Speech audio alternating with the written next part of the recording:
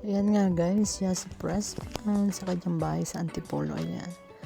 Papasyal niya ang kanyang mga babies. Ayan. Ito yung poodle na malaki oh. Bigay sa kanya ni Dr. Ivy yun eh. Tapos si Daimi naman, si Coco Marti. Ayan si Daimi. Wala yung maliit na parang chihuahuas. Kaya, ito, ayun pala yun. Nakala ko wala. Ayan. Kasi galing sila Antipolo, kaya tanay lang yan. Hindi na yung kulit talaga ni Yasi.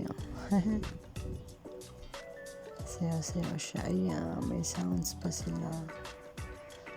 Dala niya yung kanyang yung sasakyan na may tent. Pukpok ng pukpok.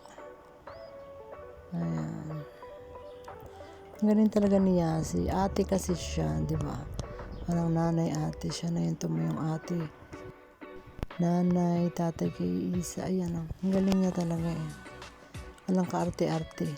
Kumikilos, gumagawa, di ba? Ayan o. Buti may mga kasama siyang bodyguards, mga lalaki. Mahirap lumakad na nag-iisa Yasi. Ingat palagi. So, ayan guys.